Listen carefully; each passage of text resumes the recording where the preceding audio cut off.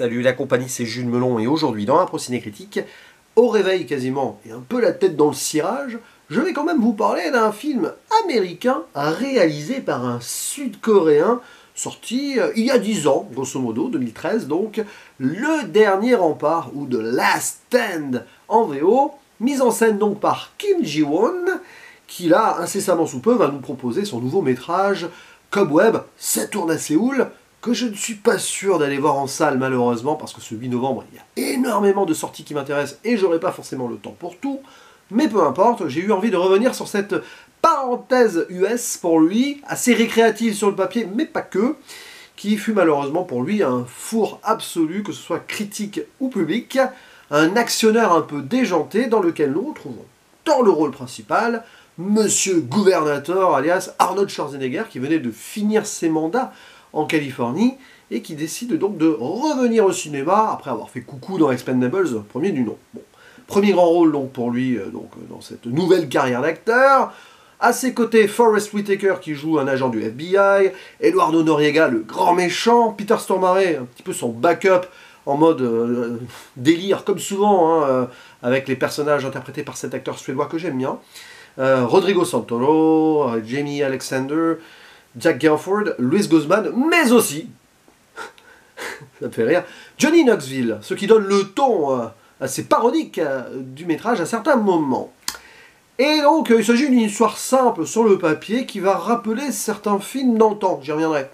On a un shérif, donc, dans une ville tranquille, en quasi semi-retraite, il s'est mis là vraiment pour oublier une tragédie qu'il a vécue quand il était dans la brigade des stupes à Los Angeles. Donc, hop, mais quand même, il sert toujours la loi. Il s'ennuie pas, mais finalement, il est content de voir qu'il ne se passe pas grand-chose ici. Sauf que, malheureusement, cette petite bourgade, elle est près de la frontière mexicaine. Et à un moment, va débarquer sur place des gangsters, et surtout un chef d'un cartel, puisque mexicain, bon, évidemment, on est dans un cliché habituel, qui va essayer de revenir au pays, et donc il doit passer par là. Après s'être enfui des mains du FBI, qui vont le poursuivre. Sauf qu'il faut passer par Somerton. Et le shérif Ray Owens, alias Schwarzy, ne va pas laisser les choses se passer comme ça. Oui, parce que c'est Schwarzy. Et donc il va y avoir un combat, une prise d'assaut de la ville aussi. J'ai dit assaut, peut-être. Bon, évidemment, vous voyez un petit peu l'idée.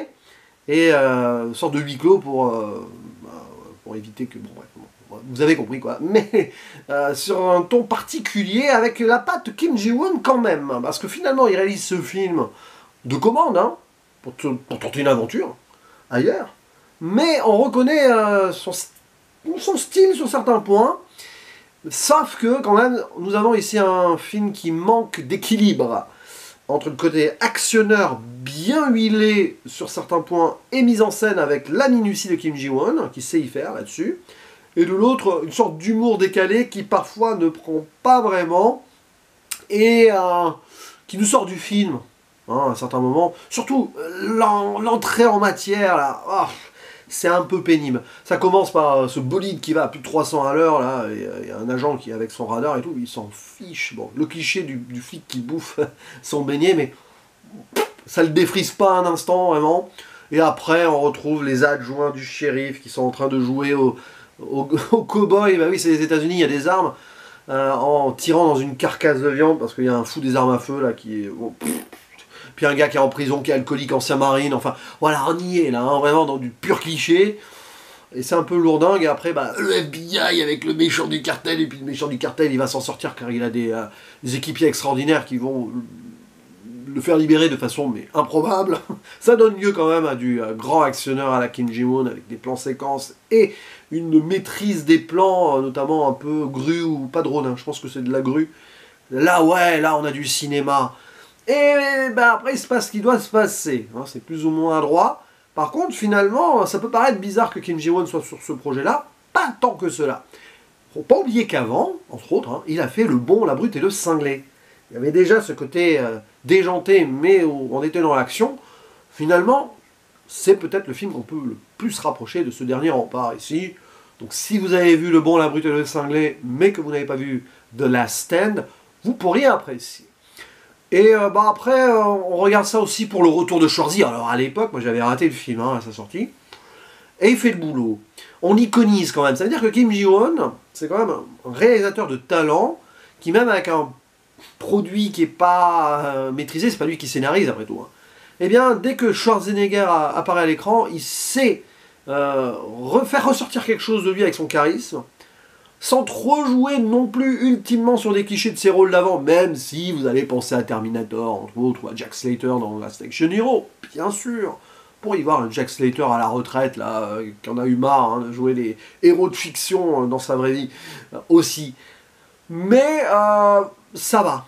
Avec des punchlines à la Schwarzy, ouais, bah finalement on est content de voir ça. Même si ça aurait pu être finalement beaucoup plus poussé, vu le délire du film. À certains moments, tu sens que c'est en retenue. Parce qu'il fallait quand même garder du sérieux derrière ce personnage qui, à un moment, va confronter le grand méchant et les autres. Hein. Mais ça passe. C'est marrant parce que, petite anecdote, à un moment, j'ai voulu voir en VF vite fait ce que ça donnait. Parce que Schwarzenegger, pour moi, ça me rappelle la VF de Daniel Beretta. En effet, un Daniel Beretta en forme, là, qui vient de prendre sa retraite d'ailleurs. Et au moment où j'ai mis ce passage, il y avait le personnage de Peter Stormare, doublé par Patrick Poivet, hein, paix à son âme.